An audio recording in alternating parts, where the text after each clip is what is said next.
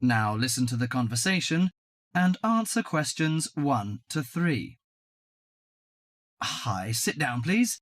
How can I help you? Thank you. I'm a student in the sociology faculty.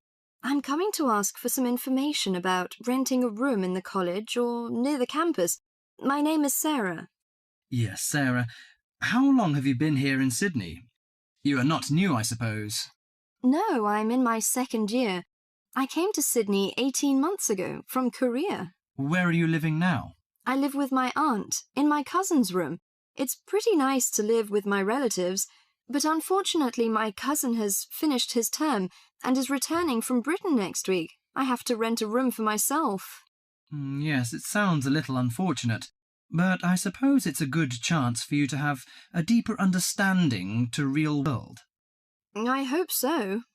Well, what sort of thing are you looking for? What we provide ranges from shared flat to homestay. And of course we have houses with gardens if you like. No, the house with a garden is obviously out of my price range.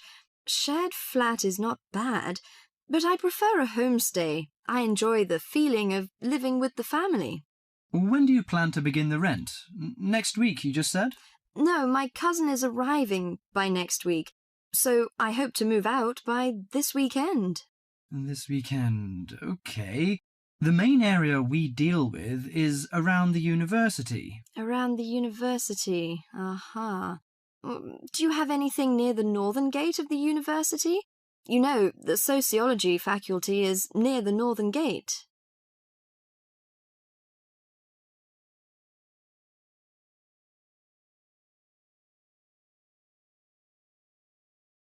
Before you hear the rest of the conversation, you have some time to look at questions 4 to 10.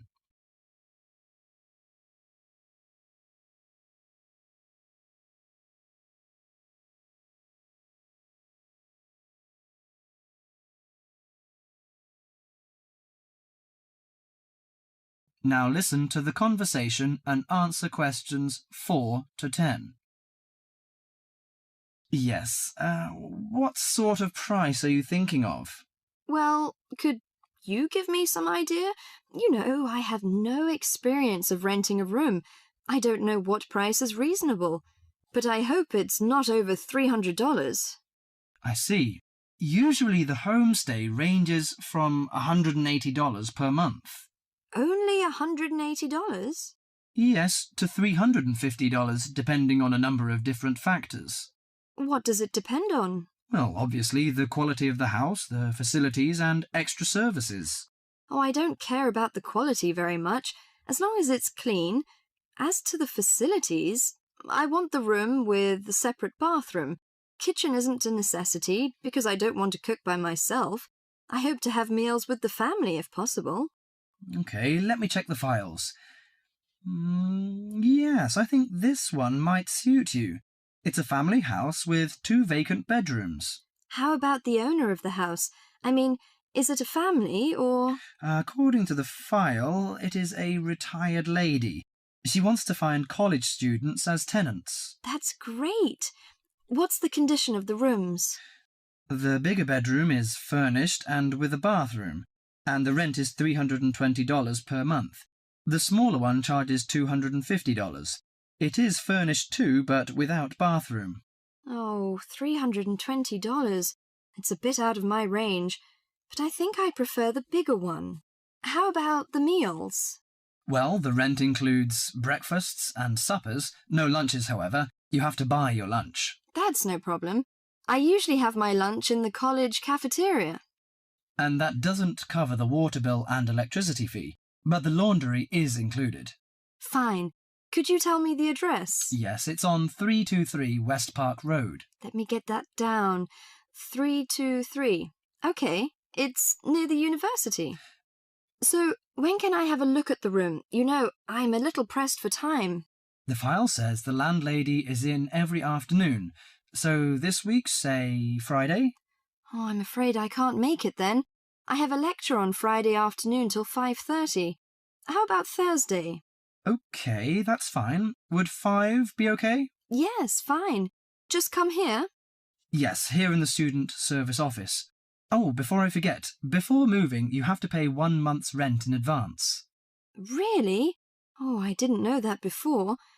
Could I ask why? As the deposit. You know, in case you damage the property or move out without giving notice. Usually this doesn't happen, but standing in the owner's shoes... Yes, I understand it all. So that's $320. Okay, I'll take the money if I'm satisfied. Well, a word of advice. Don't forget to get a receipt when you pay the deposit or rent. Yes, thank you so much. That is the end of part 1. You now have half a minute to check your answers.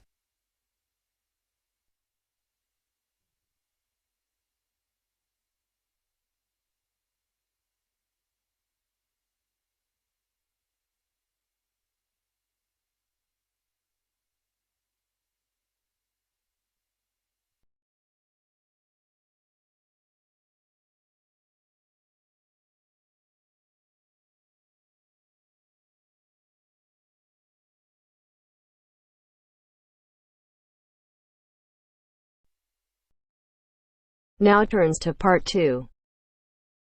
Part 2. You'll hear a man talking about living and working on Trinidad. First, you have some time to look at questions 11 to 15.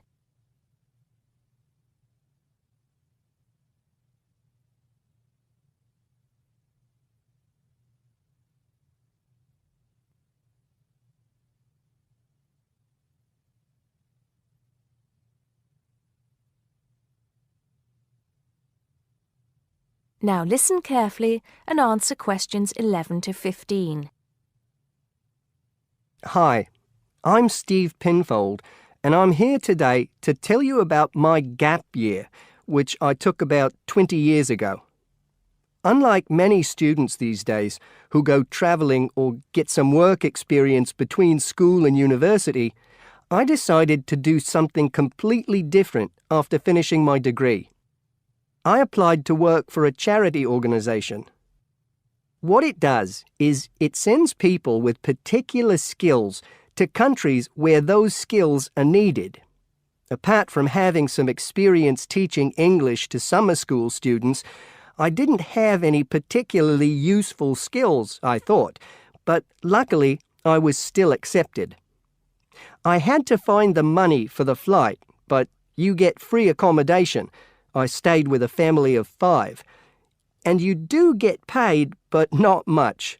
It's a bit like pocket money, enough to get by. I worked in an orphanage and taught English at a local school. Where was I? Well, originally I was going to be sent to a village in India, but at the last minute the organisation decided to send me to Trinidad. Now, this is a fascinating place. It's an island in the Caribbean. Well, in fact, the country is actually 2 islands. The smaller one is called Tobago, which is connected somehow to the word tobacco. Anyway, there I was, a young white guy living and working on an island which is mostly a mixture of descendants from Africa and India. The Africans were originally brought over as slaves, and the Indians came later as indentured workers. That means they agreed to come for a specific time, but many of them stayed. There are also some Trinidadians of Chinese and British origin, though the native inhabitants were basically wiped out by colonialization. I myself felt completely accepted and had the time of my life. The language everyone speaks is English, so there was no problem for me there, but some concepts don't quite translate. They're pure Trinidadian. There's the term liming, for example, which means sitting around watching the world go by. Also, there's the famous carnival, when the whole island is taken up in playing mass. For a whole month, around February or March, it depends when Easter is, everyone's busy preparing costumes, practicing calypsos, soca and steel pan music, and most importantly, partying. Before you hear the rest of the talk, you have some time to look at questions 16 to 20.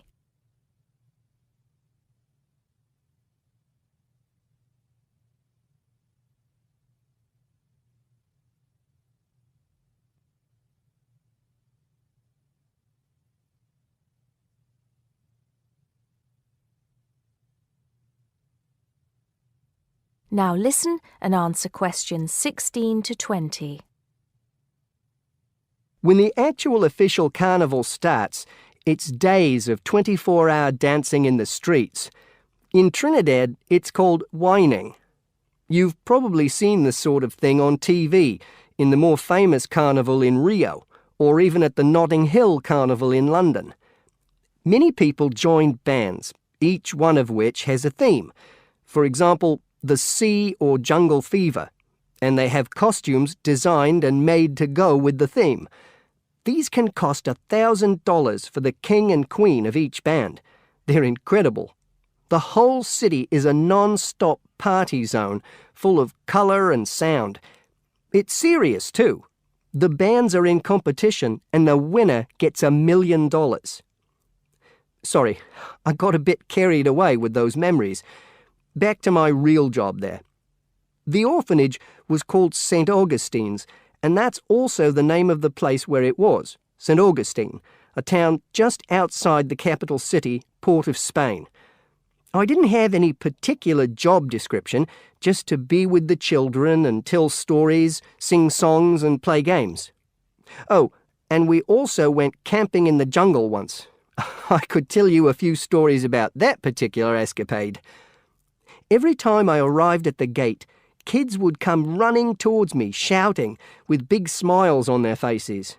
The younger children seemed fascinated by my blonde hair and loved to touch it as if it was something miraculous. The English teaching I did 2 days a week in a primary school for 6 to 11-year-olds. The kids may have been poor, but they all wore neat and clean uniforms and were so respectful and enthusiastic.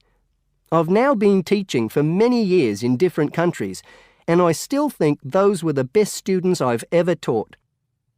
What else did I do while I was there? I swam a lot. Can you imagine what it's like swimming with dolphins and with pelicans diving into the sea right next to you? More seriously, I trained to be a Samaritan. That's someone who listens and supports people who have problems with their lives. Overall, what I took from the experience was a sense of being in another culture, or rather cultures. As humans, we all share many characteristics, but we express ourselves in various ways. In Trinidad, there are lots of different communities and religions, and so many different kinds of festival to see. Hindu, Muslim, Christian, as well as some rather mysterious African traditions. There are quite a few Rastafarians too. Trinidad is, as Americans are fond of saying of their own country, a melting pot where everybody is greeted warmly. Go and see for yourself. I'm not sure how it's changed since I was there, but I'd love to find out. That is the end of part 2. You now have half a minute to check your answers.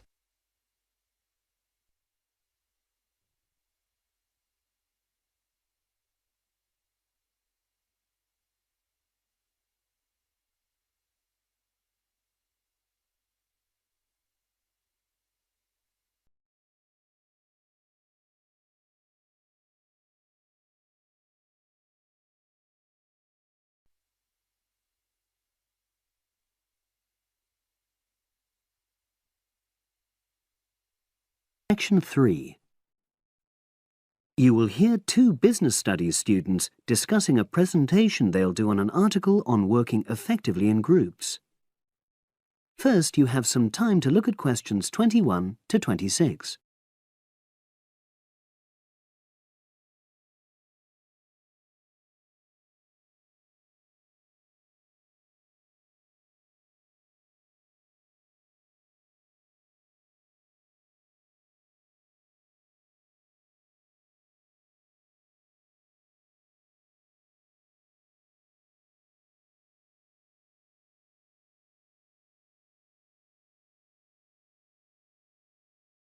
Now listen and answer questions 21 to 26. So, Brad, what did you think of the article on group work? Oh, hi, Helen. Yeah, it was pretty good, with helpful pieces of advice on how to make group work effective. I think we were lucky to be given such a straightforward text to present at the management skills seminar. Yeah. Actually, shall we discuss it now? Have you got time? Sure, it's only a 10-minute presentation, so we just need to explain and then give our views on the main points raised in the article. I'll jot down some notes. Right. So, there are 3 main sections. I suggest we start with listening. Yeah, effective listening in groups, because it's not something that's frequently covered on courses in our field. No, and we should say that in the presentation. Yeah, and also effective listening's pretty simple, you know. I don't think it's hard to learn.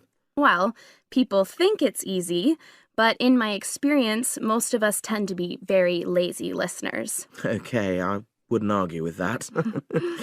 Something I do think we should emphasize is the power of the listener's posture, gestures, etc., in making speakers feel respected. Not that you're just waiting for them to finish before jumping in with your own ideas. Uh-huh. Okay, right. The next section is on goal setting. Let's make sure we're clear what the article says on this. Yeah. Well, firstly, it says that all group members must be given time to explain their own goals. That's it, yeah. And then, did it say that the whole group should agree on common goals? That's a bit too strong. It's more that everyone's agendas should be equally acceptable. But it does say that goals have to be realistic, you know. Achievable within a particular time? You've got it. That's really what the article's saying.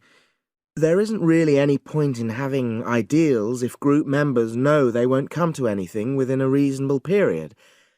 So, I think a summary covering those points will be enough for that part of the presentation, don't you? Yeah. Now, the last section is about conflict resolution. Actually, I thought it was the worst part of the article. Me too. I don't think it went into sufficient detail on the issue. Actually, I thought it devoted too much space to it, but that it was all rather boring, you know? It didn't mention some of the more radical theories. Absolutely. I found that really irritating. Right, and also I think it could have said more about conflict sometimes being healthy in groups. Absolutely.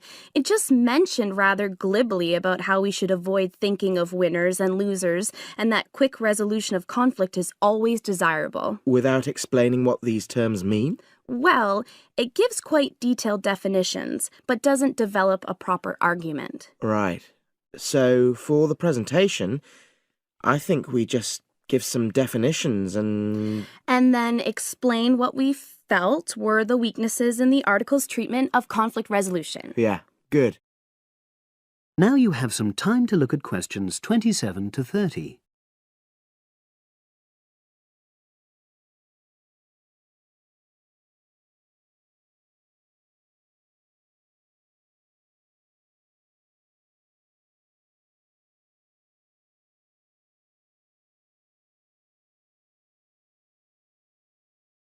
Now listen and answer questions 27 to 30.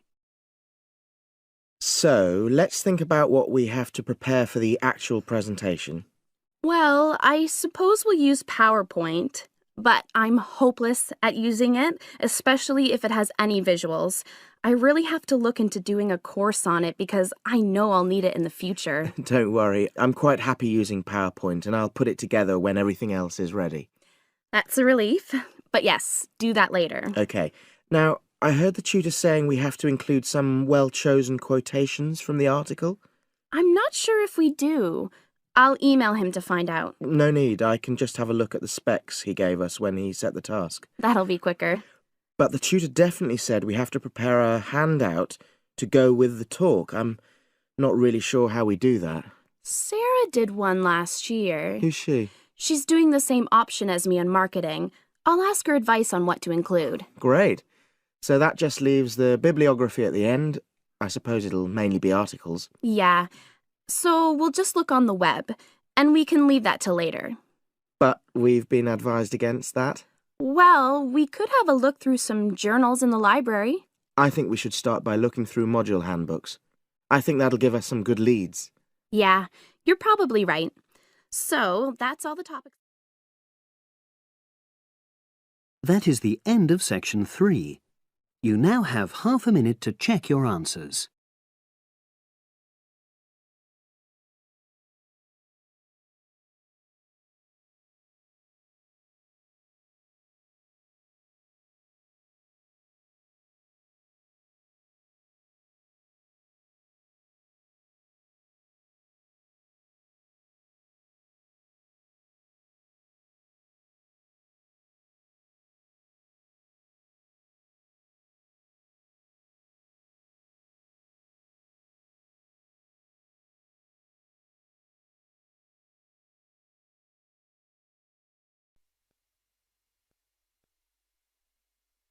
Now turns to part 4. Part 4. You will hear part of a lecture about how adults and babies communicate. You should answer the questions as you listen because you will not hear the recording a second time. First, you have some time to look at questions 31 to 40.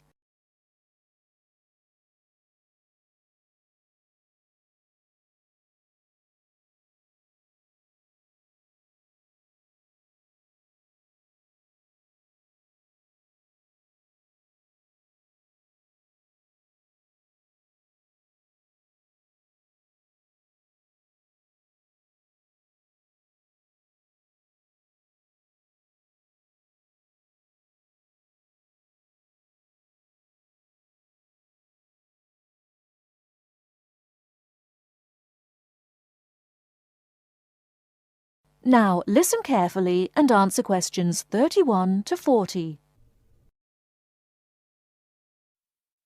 Hi, I'm Emma Bailey, and today I'm going to be talking baby talk. Hopefully, you'll find the subject interesting rather than infantile. I'd like to start by getting you to imagine a scenario. You're in an office or at a family gathering when a mother comes in with her young baby. Like everyone else, you want to see the mother and baby, and you probably want to talk to the baby. How do you do this? What kind of language do you use? Recent research has shown that adults all talk to babies in similar ways.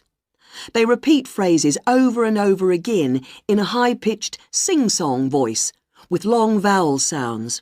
And if they ask questions, they exaggerate their intonation.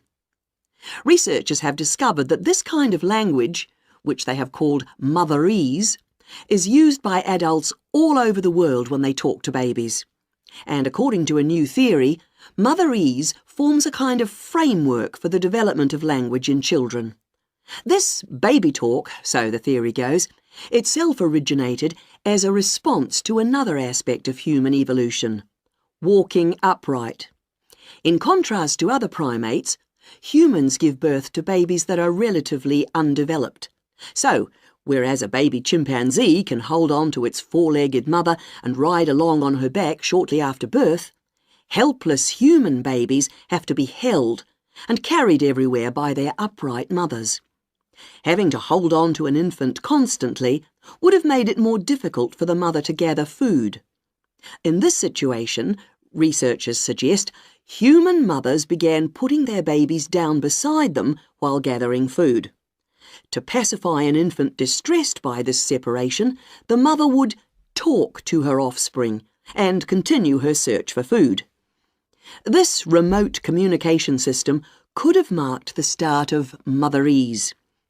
As mothers increasingly relied on their voices to control the emotions of their babies and later the actions of their mobile juveniles, words emerged from the jumble of sounds and became conventionalized across human communities, ultimately producing language.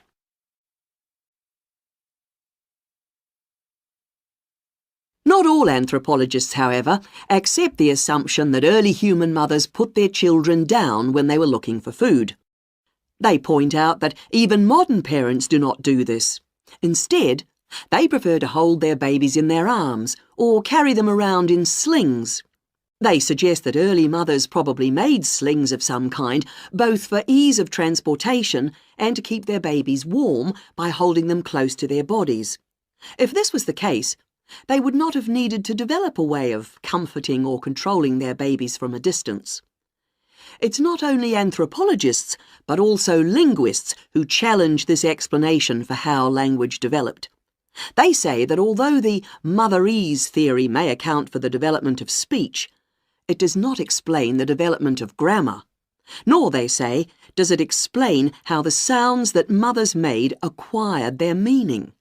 Most experts believe that language is a relatively modern invention that appeared in the last 100,000 years or so. But if the latest theory is right, baby talk, and perhaps fully evolved language, was spoken much earlier than that. We know that humans were walking upright 1.5 million years ago. This means that mothers may have been putting their babies down at this time and communicating with them in motherese. We can be sure that this is not the end of the story, as anthropologists and linguists will continue to investigate the origins of this most human of abilities, language. That is the end of part 4. You now have half a minute to check your answers.